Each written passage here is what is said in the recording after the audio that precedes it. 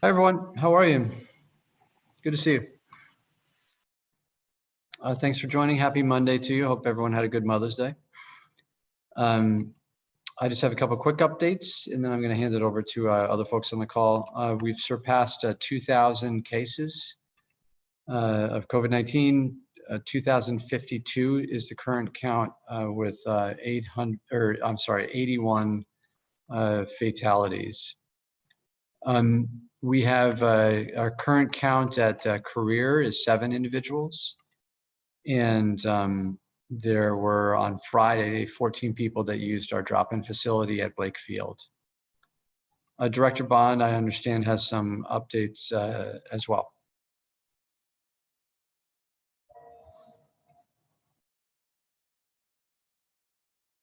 You're on mute, Director Bond.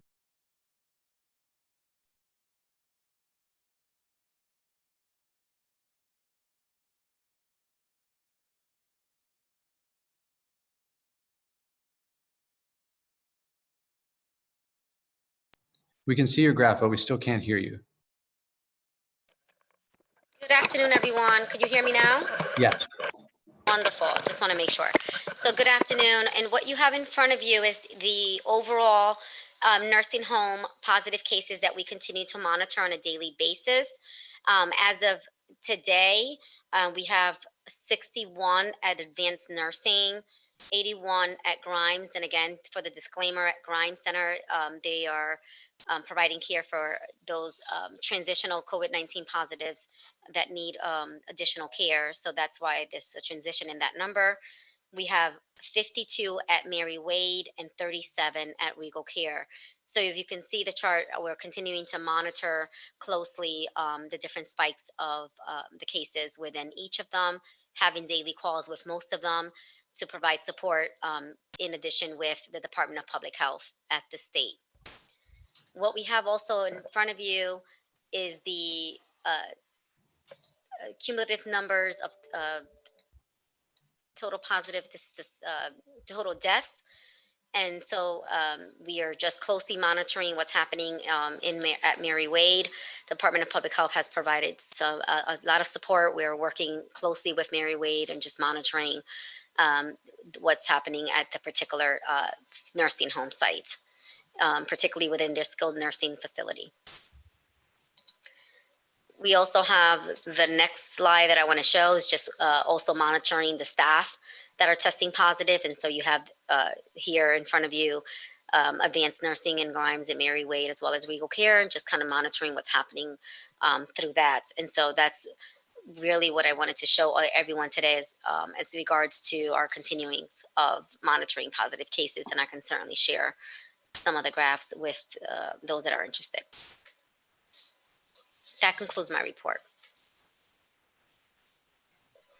Thanks, Director Bond. And I also asked Mike Piscatelli to join today, just to give us, to give folks a general idea of what we're starting to think about with the reopening conversation. The governor's office submitted guidance to the public on Friday that was specific to restaurants, retail, office space, hair salons, and museums and zoos. I don't think we have any zoos in New Haven, as far as I know. The guidance is pretty detailed, and our team has been working under the guidance of Mike Piscatelli for quite some time to prepare for us incrementally opening up and make sure that our businesses are doing this in a safe way and that we're supporting them. And there's clearly a lot more work that we continue to need to do, especially now that the governor's guidance is out. We spent the weekend mulling over the guidance and working on that, and we'll be continuing to do that as we lead up to May 20th and beyond May 20th. So with that, maybe I can hand it over to Mike to give just a general idea of what the direction is that we're headed. Thank you, Mayor. Thanks, everyone, for the time today. I think everyone may have had a chance to either see the email from the state or watch the governor's press event talking about those reopened sectors. Important to recognize here in New Haven that many sectors are already open. So it's an increase in activity here in the city, and we're going to be following closely the public health criteria to make sure that we have both a safe and responsible opening across the board. Why these sectors are very important in New Haven has a lot to do with the profile of our economy and our employment sectors. So if you were to cut our employment, arts, entertainment, and tourism is about 16% of the entire workforce. So by far, not all of those jobs are coming back on May 20th, but it does create an environment where things are open. And we need to, on the city side, work very hard to ensure both safe practices and set everyone up for a long haul associated with the successful reopening well beyond May 20th. So we spent the weekend working through the guidance, understanding what is understandable and applicable on a local level, and areas where local application will be required some additional intervention. So for example, the health department is going to go through a renewal process and new application process for licensing. We'll be walking that through with the community of hair salons and barbershops and outdoor dining at restaurants. It's a big area of focus for us, as well as personal protective equipment. When you read the guidance, you'll see that there are very stringent rules related to the use of personal protective equipment, and some of that is in quite short supply. So really appreciative of the fact that the governor has set up a focus group just on that for small business, and we'll be working with them. The cadence for the week on our side is we'll be announcing and reaching out to all of the sectors and the specific businesses by email and direct conversation, leading up to a series of webinars that we're going to do on Thursday. So those webinars will be sector specific, starting at 10 o'clock in the morning. The health director will join us together with the Chamber and the Economic Development Corporation of New Haven. That's our Together New Haven partnership. And then we're going to walk through the guidance as well as any local applications that people need to be aware of in order to set up appropriately. Another good example of that, although we don't have many restaurants with parking necessarily because we're an urban center, the guidance does encourage outdoor dining in parking lots. So we'll go through a screening process with zoning to make sure that it's safe and appropriately set up. And we'll walk through some templates and best practices associated with that. The other things I call to your attention, when you read the guidance, there are some safeguards that are cross-cutting across all the sectors. So the 50% capacity limit, the requirement for a program administrator, and the self-certification protocol are all very important. They're going to be a focus of our outreach and technical assistance efforts because those are areas where businesses will be checked in terms of compliance. The reporting protocol will go to the state through the 211 system, but those compliance reports will find their way to the city, either the health department or zoning or some side of the city side to look into it. So the more work we do out the gate with businesses to make sure that they're successful over the long haul is a very important part of the program this week. Happy to answer any questions on that or detailed dive on any sector. I don't have any other updates. So I'd open up to questions, and we got to keep this to another 20 minutes max. Tom Breen, maybe 15 minutes max. I'm just joking, Tom. Let's go with Michael Bingham first. Thank you. Good afternoon. I have a question for Michael. You touched on this with regard to restaurants. Have there been other decisions regarding accommodations for outdoor dining for restaurants? You said they're encouraging them to set up tables and chairs in parking lots now. How about restaurants that front on a public right of way where they set up tables and chairs on a public sidewalk, for example? And I believe the city has a $42 a week fee, I think, for restaurants to use the actual parking spaces in front of their storefronts. Have there been any discussions or decisions about waiving fees or making other accommodations for restaurants that have to use a public right of way to set up outdoor dining facilities?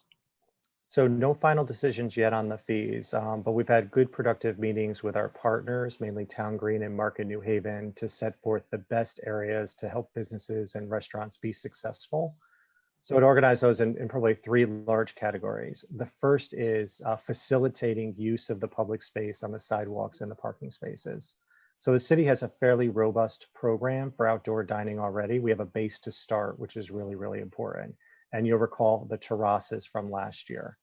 So in addition to the terraces, we're looking, since we don't have enough decks, we're looking at also just using the parking space with a little bit of a ramp to provide more space for outdoor dining. It's a really important part of the program. Second piece that we're exploring now are some additional areas that are off street, but also not right in front of the business. So Pitkin Plaza currently supports Trinity, but it likely will support at Cafe G or one more restaurant. So we're opening up that conversation now. That's not likely a May 20th decision, an opening date, but we're setting the pathway for opening up additional spaces. And then the third area, and I think it's important to recognize just the nature of the public health pandemic that we're in, is that there'll still be quite a bit of work on the takeout and delivery side. So we're going to be much more visible about supporting takeout and ways to get right to the curbside, so that businesses that have been working really hard to raise their profile have ways for people to pull up and do a bit of a grab and go service as well. Thank you. Thanks, Michael. Go ahead, Tom. Thanks. Michael, could you give us a sense of what your team and what city staff will be doing on May 20th? You gave us a great rundown of what work you're doing in the run up to May 20th, but what do you think work might look like on the city side when this phased reopening kind of officially begins on May 20th? A little bit more detail later in the week on that, but it'll be focused on 3 core areas that we organize, so it's a little bit better front facing with the customer. Our public health team, our permitting team led by zoning and building department, and then also the transportation, traffic and parking team on the curbside. So we're going to organize that group in a way that our businesses right now there's so much information out there and a lot of things they got to sort through, that'll be our working team that we'll talk specifically about on Thursday to help everyone along. Thanks. Mayor Elicker, I saw a press release that you're going to get tested at the CVS site tomorrow morning, and I'm a little unclear, so I'm hoping maybe you could clarify for me now. Is your administration recommending that people who do not have symptoms get tested? No, and it's a good catch. I do not have symptoms. But since the interest in CVS has been a little bit lower, we want to make absolutely sure that New Haven residents know that this site is available. And so I felt it was important to show people exactly how the process worked. I'm going to be tested before the site actually opens. And we want to make sure that all New Haven residents that are symptomatic are able to use this site and to ensure that while the site continues to be there, that people take advantage of it. And does that also apply to the Day Street Park site? I mean, I'm not symptomatic and I walked up and got a test, but are you recommending that people? What are you recommending for that? People can still use the Day Street site even if they're asymptomatic. Does that make sense? So we have a little bit more influence over the Day Street site because we worked with Dr. Murphy to set up that site. And because the capacity on that site was lower, we've opened it up to asymptomatic people. CVS is a state-run entity, and therefore it's something that we're unable to say, start treating people that are asymptomatic or start testing people that are asymptomatic. Yeah, and we want to add that if people feel they were at risk and they want to know if they are positive, we want to make sure people have the ability to have access to that. At the CVS site? At Day No, Street? at the Day Street, Chapel Street site. Thanks. And then my last question for you, Mayor Elicker, is tonight is the Finance Committee's last public hearing on your proposed budget for the next fiscal year.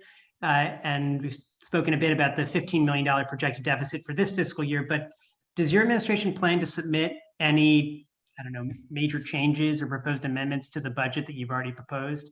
At this point, we're not planning on proposing any major amendments. There'll be some small technical amendments, but not any major amendments. And why is that? Is that because you're confident that what you proposed in March will hold true even with the pandemic? I think it's really difficult. I think it's really difficult for me to say, or anyone to say, that they're confident in exactly, in particular, how the revenue numbers are going to look for next year. It's given the impacts of COVID-19 and the uncertainty of the future, we felt like we have the option down the road to work with the Board of Alders to potentially amend the budget if there are some major changes. There's some indications, initial indications that the federal government may come in with some support for municipalities. We're hoping that happens. But at the moment, we felt like it's premature to change the budget based on speculation on exactly how this crisis is going to impact the city's budget. That's it for me. Thanks. Thanks. Any other questions?